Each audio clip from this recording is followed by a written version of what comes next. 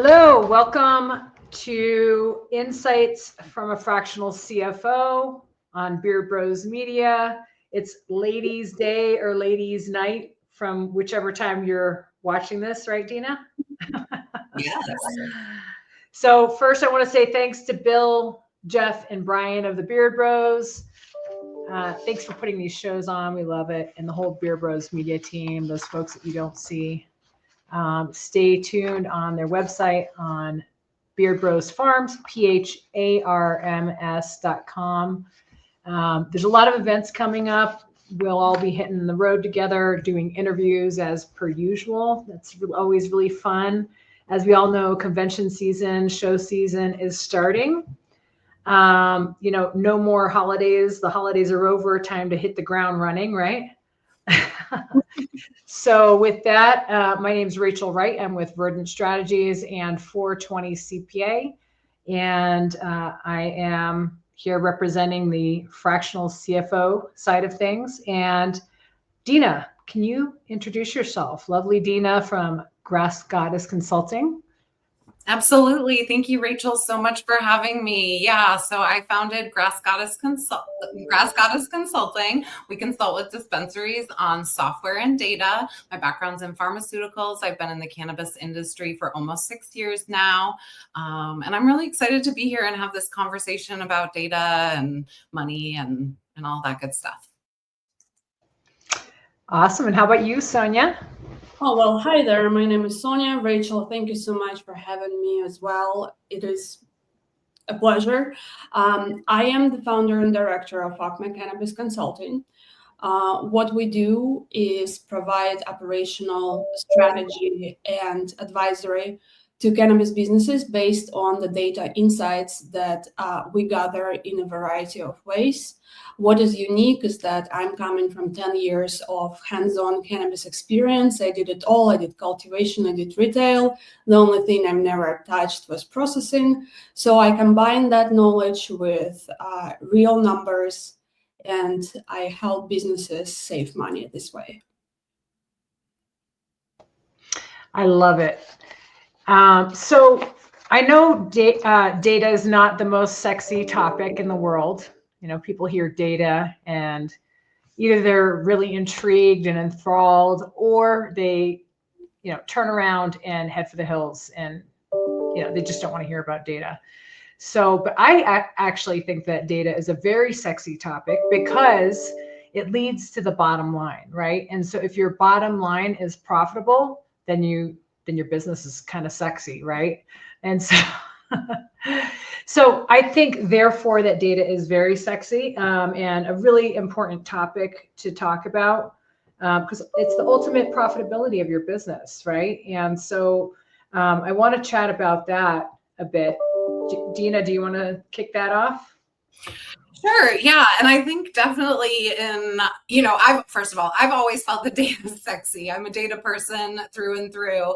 But I think that my experience working with you, Rachel, has really shown me some of the financial data and how that can really be interesting as well. My background in pharmaceuticals is around more of like inventory management, efficiencies, but obviously for, a cannabis business to grow, the financials are one of the, if not the most important thing to do that. So I think, looking at that and finding some of like the interesting things that we found that's unique to cannabis in that data, has been really interesting. So I don't know if you want to comment also on some of the stuff that we've worked on together with looking at the financials and various data of our clients. Yeah, so some of the background that kind of started me on this quest, and eventually, Dina and now Sonya and I are getting to work together, was really looking at the financials with particularly my retail clients. And in looking at the retail clients, I noticed, and this is true, that if you can just tweak the gross profit line by a small margin, that can mean a lot of profitability for the clients, or at least break even and they're not losing money. And then you take that times multiple stores and, process improvements and efficiencies can make a huge difference. And so I began the quest to find the folks that could help me and my clients on that search. And 2 of them are here right now. So, part of this is diving into the data, the POSs, and extracting, cleaning up the data, right? And so that's not my area. And so, Sonya, do you want to kind of speak to that a bit? Sure, absolutely. Yeah. Well, first of all, I really want to say that data, whether it's sexy or not, it really doesn't matter in the end of the day, because you do need it, just like you need your intuition, your business knowledge, and ability to be, quick on your feet.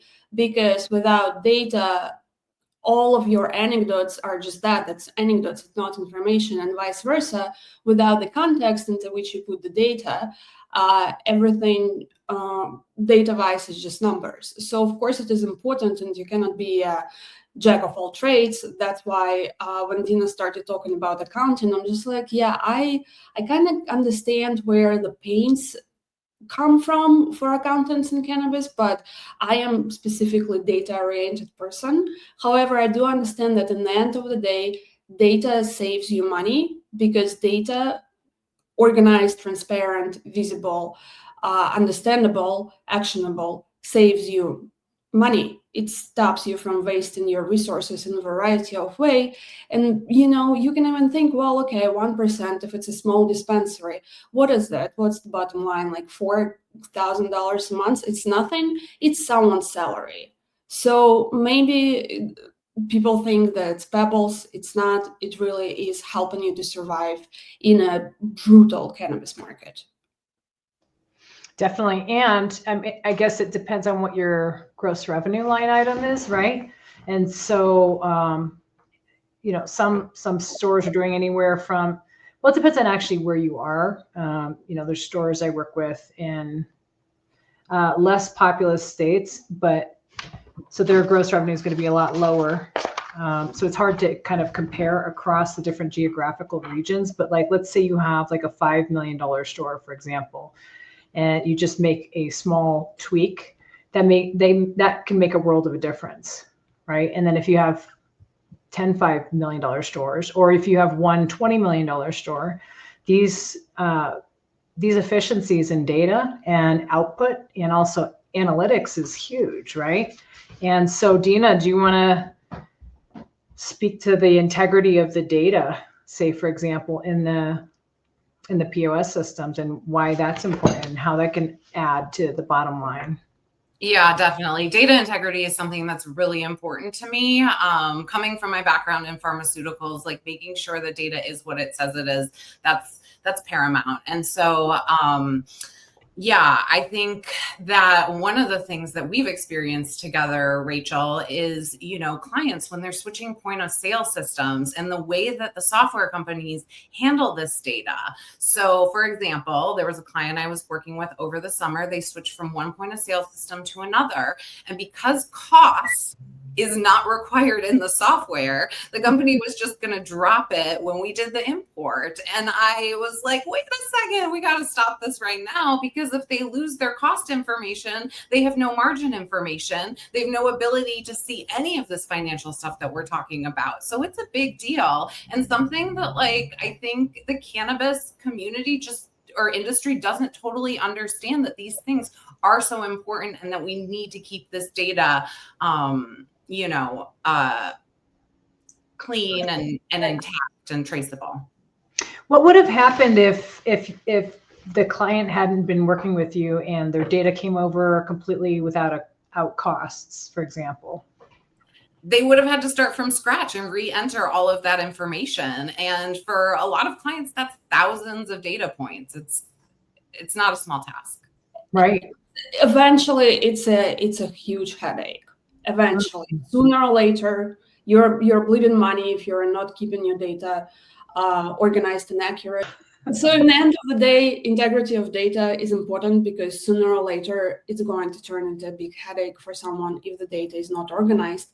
And who is the someone is a little bit of a Russian roulette, because it depends on what you're not putting in, right? And if it's going to end up in the costs is going to be a problem for your accountants. But let's say that you're not keeping the data about your customers, where they're coming from, their zip codes, when they were there last time, etc. So it's going to be a headache for marketers. So in the end of the day, data is just a glue. It's how we transfer information in the most efficient way. Another issue I've seen that I've spoken to both you ladies about is, trying to get profitability, gross profit on each line item, and then product categories within the POS. And I want to talk about first the importance of having consistent categorization, naming conventions within your POS system.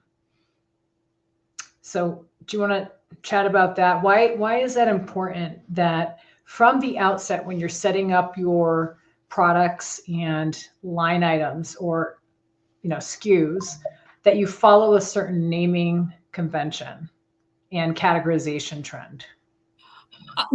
I'm gonna say one sentence and then hand it to Dina because she knows way better. But even we're working with programs, we're working with computers, we're working with code, and you need to feed the information to the systems that actually make the sense to the systems.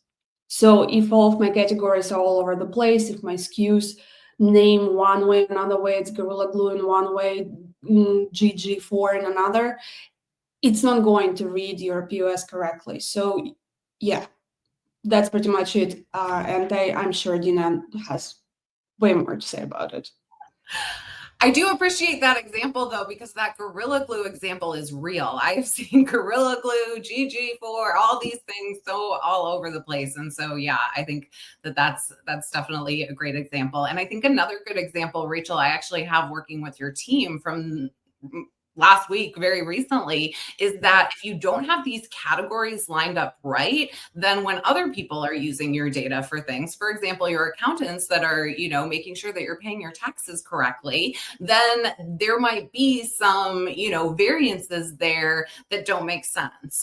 So for example, I don't know if you want to get into this now, Rachel, but some of the stuff we do with the excise tax in California is we do different percentages on different categories. And so if you don't have those categories set up properly, then when you're looking at the data outside, you're going to get different information than what you're actually calculating at the point of sale system.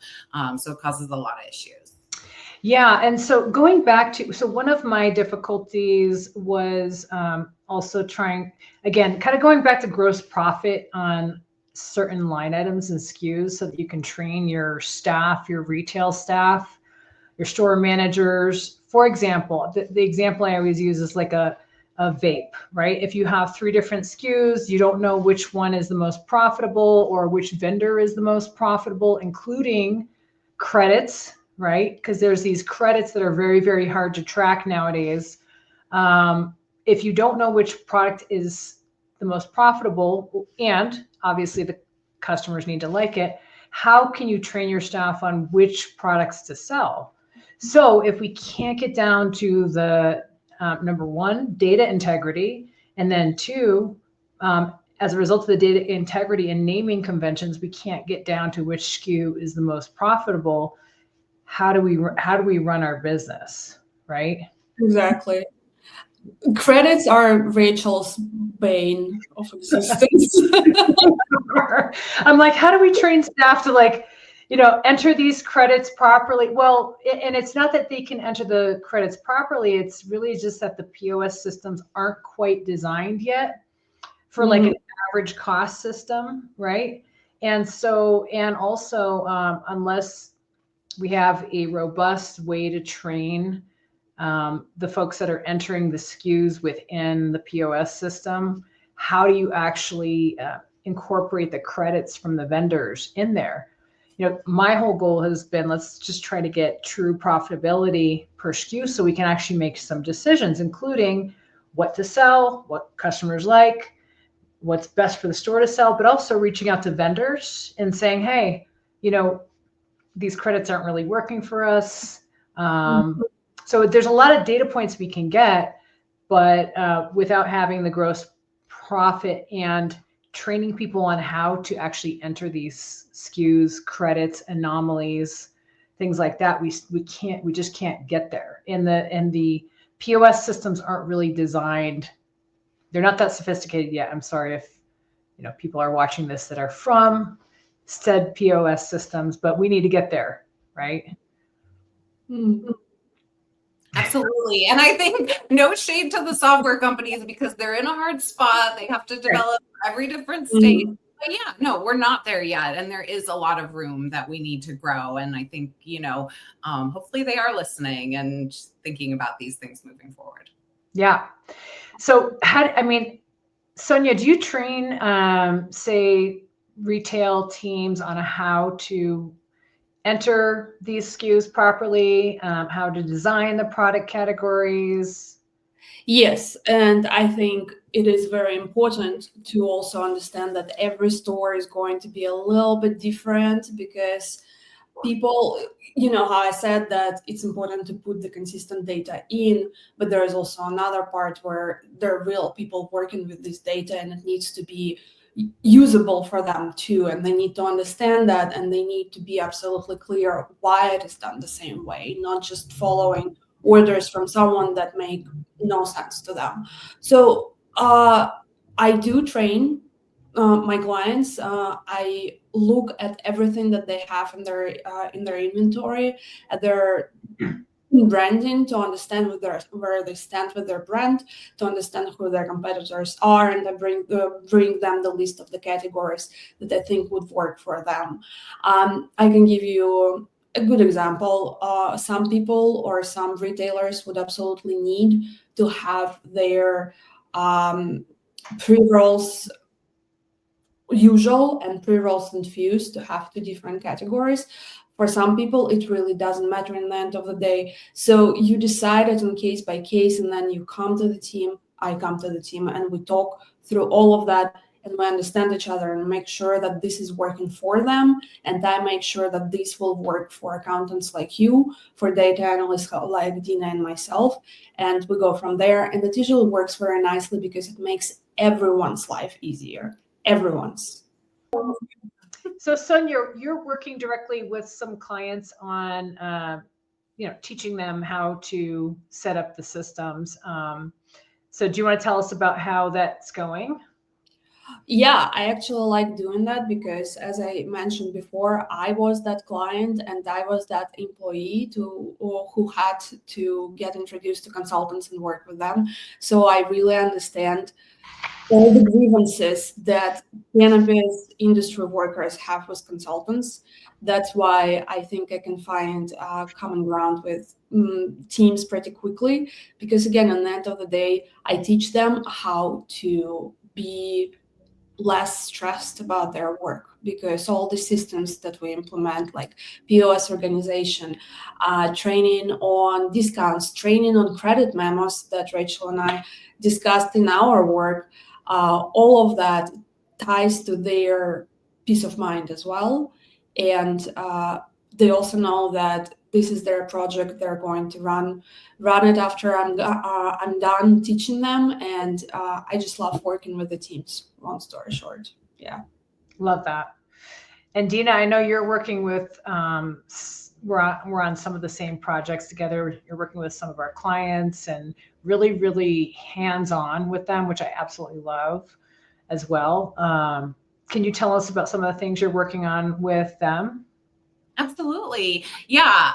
Kind of leading back to what I was talking about when I was working with your team and some of the things that we found with like incorrect categorization and problems that those cause. When we started digging into them, we found that some of the reports that were coming from the point of sale system had some issues that were really not going to work. So ultimately what I thought would be the better way to go is to use an API connection to pull the data. And then first of all, we can, pull the data, know that it's accurate, and create the reports in the way that we think is best. So for your team, what they need specifically, so that we don't have to deal with any other like inaccuracies or issues that might show up in the point of sale reports. And then once we have that in place, there's so much else that we can do with taking that connection connection and adding in other data sources and building dashboards to really help with some of the financial health stuff that you're so passionate about. Right, right. And then you work with the retail store staff as well. How about some experiences there? Absolutely. So yeah, I work directly with the people that are hands-on implementing in the software, work with them, make the changes in the software, make sure that they understand what's going on, do a lot of quality control processes with them. But like Sonya was saying, it is really important to keep them involved. And a lot of times, like when we need to bring in the software company, I let them sort of take the lead and then just assist in the way that's going to feel the best for them. So it's very nuanced and specific to the client, the way that we work together. Definitely. Let's talk about, one of the reasons why data is so difficult. Well, actually, let me take a step back here. In working with both of you, I realize, well, we know this as well, because I work in numbers, that data actually is kind of meaningless without analysis. I think that's the key. Having insights into the industry and being able to perhaps look at benchmarks, having other use cases or clients to compare data to, and then providing meaningful insights, I think is really where the rubber meets the road. Because what I've seen is a lot of times clients have dashboards of data. Are they acting on it? Are they prioritizing what's most important? Are they testing those dashboards, making sure they're correct? But most importantly, what kind of insights are these dashboards providing? And I think it's really, really important to not only teach people how to read the data, but also to spend time with them until they do understand how to read it and what the actionable items are. So in other words, can you speak to data is just data unless you know how to analyze it and take meaningful action? Sonya, please go ahead. I think that you're amazing. I see. Okay, now I'm just trying to hear my name. Yeah. You are actually on point, and first thing I want to say is second that, and I do always say that data without context is just numbers. I repeat it to a lot of people, a lot of my clients, a lot of people I advise, and isn't that true? And that's why it's important, just like Dina said, so I'm kind of riding on her thought here, that it's very nuanced. You, a good consultant, they're not only throwing reports at you, and then you can deal with that yourself. I'm sorry, people on your team can do something similar too. So why would you need a consultant for that? A consultant is the person who is discovering this data through the business narrative in the end of the day, and connects dots for this sustainable and holistic growth that we see with our clients. So whatever insights we can teach you, or a good consultant can teach you to read from the reports, they might change the trajectory of your business, and vice versa. They can be nothing if nothing was explained and nothing wasn't put into context of a particular business. Yeah, and I think the other thing, Sonya, that you've talked about before that I think is really important that I'll just mention here is, some of the data that we have out there in the industry, whether it's, data that comes from Headset, there's New Frontier data, we have these different places that data is accessible to us. But is it really data that's meaningful, that, that we can trust at this point? Like, are they really telling the whole story? And I think, Sonya, when we talked earlier, you had one example, and one example that I also like to bring up quite a bit is like some of the archetype data. I don't know that I fully buy into that. That like the demographic data is pretty fuzzy at this point. And especially when you're thinking about like medical versus recreational, that is really tough to capture accurately. Yeah, medical versus recreational for sure, because many people who would shop on medical side before switching to rec, simply because it is easier to do.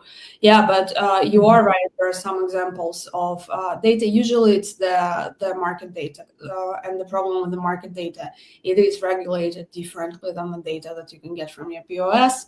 So in many cases, the data that we see on software providers' decks are not going to be verified until either the end of the month, sometimes even longer, where the state data comes in and they're able to track it back.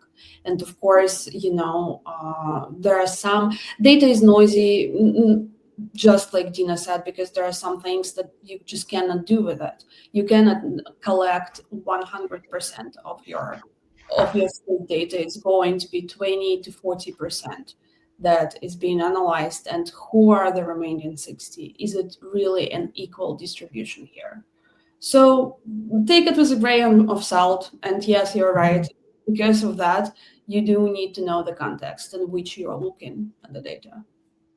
Yeah, I mean, I'd say that, cannabis is highly hyper localized, right? So you might have a store in one city, and then you have a store in the next city, and it's completely different, right? And so, Sonya, in some of the projects that you've been working on with me, I've been working on with you, we look at exactly where, which market the retail store is in. So is it in a newer market? Is it in the Northeast? Is it in a medical market or a rec market? Are they in a tourist town, for example? What's their competition? And so those are all really, really important factors to look at. Are they right off of a freeway? What's their parking accessibility? What's their bandwidth to even accept more clients? Because as you start looking at, right? What's the seasonality? What's the seasonality? It's down to about what's your climate, because people in Florida have different shopping patterns than people in Michigan. Right. Yeah, all of that is important. Yeah. So, with the data, we also have to know the context, like you said. So that is actually some of the context to really, really understand your clients. And unfortunately, I don't think the data is quite there yet, where it takes all of those types of things into consideration. Right. So we still can't take the humans out of it. So to that point, I mean, we're trying to make businesses more profitable. That's one of my ultimate missions.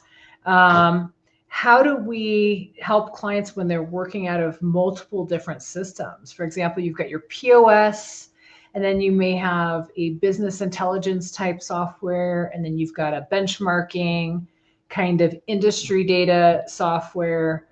Where does one go? What does one do in this world? In this world of data. Sorry, Dina. I guess I'll start off. Yeah, I mean, you kind of have to build something at this point. Like, there are some tools out there, but there's really not a lot. And I think that's some of what brought us three together, is just recognizing that there are these, gaps. And I think some of, the bigger companies, they've already come up with some things and have them. But I think we're all passionate that, everybody has a place in this industry. And so making sure that people that don't necessarily have the ability to build something completely themselves can hire people like us to help them out with that.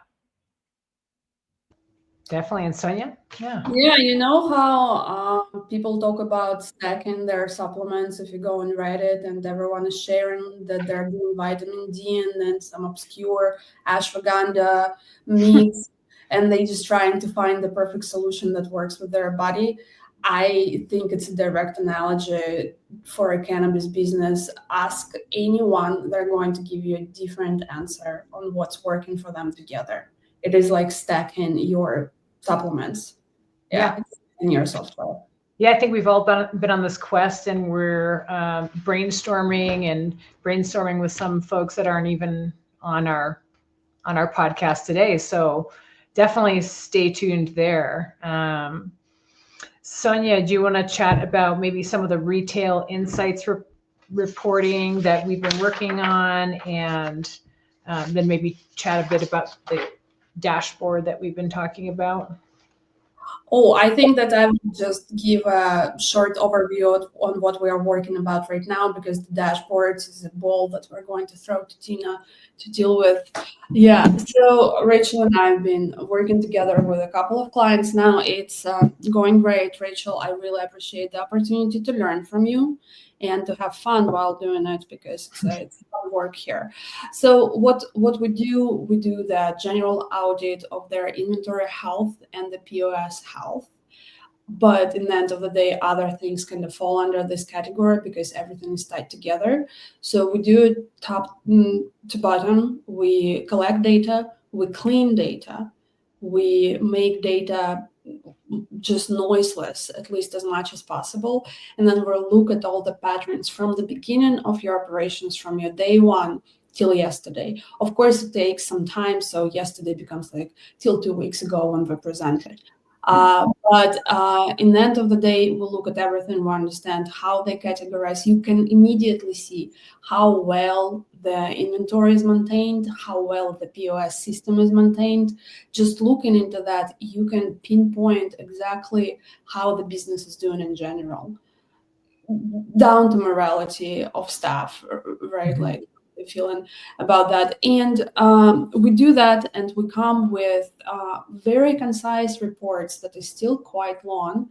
That being said, it's an information that you probably need a couple of hours to really take in. So you kind of get this like deep, insightful class or like master class on what's inside your stores, something that you've never seen before, your blind spots, and the areas that can be addressed immediately. So you immediately start making a little bit more money and making your customers a little bit more happy.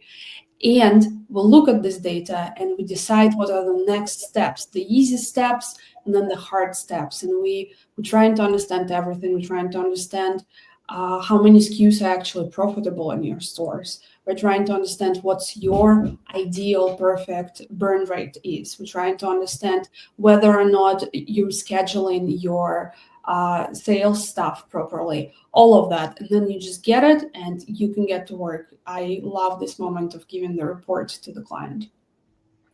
Yeah, and I think not just giving it to them, but providing insights. Providing insights is where it's at. And then to me, like, I don't like to just drop insights on clients. I like to make sure they are actually acting on it. So I like to, maybe it's a little bit of hand holding for a little while, we'll set up boards. We'll set up like meetings week after week just to make sure there's some adoption, some understanding, and there's action actually being taken. I think that's really key. So I think that's where data becomes living, breathing action points, right? And insights. How about you, Dina? On projects working on together or on that specific topic? I guess on that specific, either that specific, choose what you want to talk about. I will say like the follow-up and the hand-holding is important for what we do. I do think that like modeling behavior, checking in with people, because it is, you don't want it to be just something where you like hand something over and then you leave it. I don't think that that's the way to make it the most effective. So I'll just sort of leave my comments at that for that one. But yeah, I think as far as like the stuff that we're working on together, like I am excited for the future and some of the stuff that we've discussed with like the dashboards and building out more of that. But I am also really passionate about the stuff that we've done with the excise taxes here in California. Catalyst started this movement and, is really going up against the CDTFA that, you can't put a cannabis excise tax on a non-cannabis, accessory component that somebody's buying. So time will tell. Things are, still in a lot of flux in California. But I think that, when you're working with a client and it makes sense to implement, something like that, for me to go in and make sure that it's done in the best way, in a way that, they're going to be able to show exactly what they did and, how they implemented it and all of that. So yeah, that's been some really interesting work that we've done together as well. And Dina is a goddess in that area. Grass Goddess. Yeah, I'm telling you. So like, yeah, I mean, it's actually quite difficult, right? Each POS system is a little bit different. Do you want to give some insights into that, Dina? Yeah, definitely. There are differences. There's differences in how you can set it up, how they handle the taxes, how they handle the components of each SKU. So you need to understand the point of sale system, the way to set it up. And I will say a lot of times, we go in there and we find other things that they have set up that weren't proper either. So, this stuff isn't straightforward, and getting somebody that knows what they're doing to really make sure that, maybe you were set up properly, but then things change, the regulations change all the time. So it's something that I spend a lot of time on is, building these partnerships with the software companies, the point of sale companies, so that I can really, help our clients in the best way, and make sure that I fully understand all the nitty gritty and these nuances. I think that's Right. cannabis. Yeah, definitely. And I mean, California is a little unique in that it's tax on tax on tax. There's 3 layers of tax. Not every state is like that. California is particularly very, very difficult. So we have a real challenge in this state. And thank you so much, Dina, for all your help there. It's amazing. One of the things that Dina's been working on is just setting up the taxes in that particular way. And remember that local ordinances in various cities can define gross receipts very, very differently than others. So, you actually have to look at the language of the law and the local jurisdiction that you're looking at. Same as, when you're looking at the language of the law and the date that the laws were passed for excise tax, right? So if you're looking at the regulations, you have to look at the effective date. What did it say then? And is the legislation that's currently underway, is it actually approved, voted on? Or is it emergency regulations? And what's the authority on those laws, right? So I don't want to get into like a tax law, program here, but it's quite complex. It's quite complex. And then on the back end, people understanding, like retailers understanding in California, what type of risk they're taking by taking these positions. You have to go in like knowing, eyes wide open, right? So, we're definitely not going to get into that, but we'll just say that's that there. It's about to say, open the Pandora box. Yeah. Oh yeah. Yeah. We definitely a Pandora's box talking about that. We could have a whole show just on that. I mean, the point of this show is data integrity, data analytics, insights. How does that increase the profitability of companies? So on that note, I want to see if you guys have any like last insights, comments, anything that I didn't touch on. If you don't mind, I just would tell you that I always think about all of this through the metaphor of, I don't know, a garage or a kitchen. When everything is organized, like it's spring, you got everything out of your garage, you put everything in, you know where every wrench is, you know where all your junk that you're stuffing away is, you donated some, and you walk into this place and you want to work in there because everything is clean and everything is organized and you are not confused. You know that you're not going to be spending 5 minutes searching for, a cord or an extension cord or something. You know where everything is. And it just makes it so much more fun and so much more productive.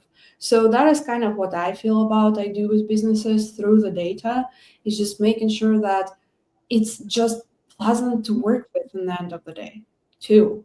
It's easy as possible, because God's my witness, cannabis industry is tough.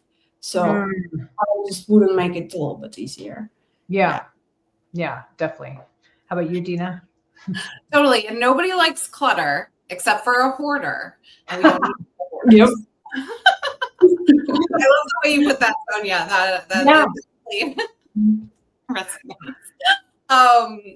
So I think the final thought that I just like to leave everyone with is like, for people to take a look at their data and really think about, like, is this data that you can use? And if it's not, if you have dirty data, start to clean it up. Look at those naming conventions, look at missing cost information, things, gaps that you can fill in. And if it's something that is just not something that you have the skill set or the team to handle, hire somebody to help you, because it's worth it. It's worth doing it right. And having that good data, as soon as you can, so that you can use it moving forward from that point. I love that. I guess what I would add to that is that as an industry, cannabis wasn't always as concerned with data as we need to be nowadays. I guess as the industry is maturing and there's a lot of price compression, the profit margins are reduced.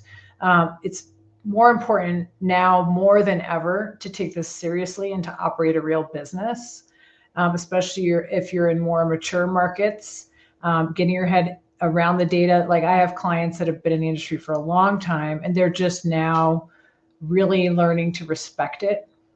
Because this is the difference between whether you have a profitable store or not, and whether you're here, frankly, this year or next year. Or if you have a lot of stores, whether all of them are going to, be doing well in the future. So I'd say we need to have a healthy respect for data, the analytics, the insights it provides, actually use it. We can hit the discounting strategies. There's so many things that can be done with it. So I'd say for those folks that have been in the industry, operators for a very long time, we need to get with it, right? That's one of my missions. And for the newer folks that are in the industry, we're working with some newer folks in the industry in, say, the Northeast, for example. Learn your data now. Learn why it's important now, because your margins aren't going to be as good as they are potentially in 2-3 years from now, right? So get good practices now. Learn from the lessons of all the other people who are learning it now. So that's my speech. Anything to add to that? Well, you're right. Yeah, it's a real business. Start operating it like one, right? Yeah, 100%. So where do we find you online or otherwise, Sonya? You can find me on LinkedIn. My name is Sonya Kachinski, and that's the only place I would like you to find me. Yes. Good for you. Boundaries. How about you, Dina? I'm also on LinkedIn, Dina Nagib, also Grass Goddess Consulting. And then the website is grassgoddessconsulting.com. And we also have an Instagram, grass_goddess_consulting. Awesome.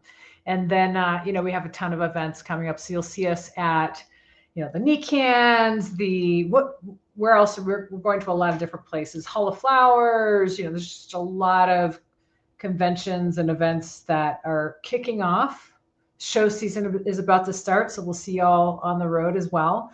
And for me, you can find me at verdantstrategies.com, and more simply at 420cpa.com. Again, thank you so much to the Beard Bros, and check out the full length of this podcast, and hope this was informative to everybody. That's what we aim to do, is inform and give some insights from people that have been doing this for a little while. I think that's really, really important.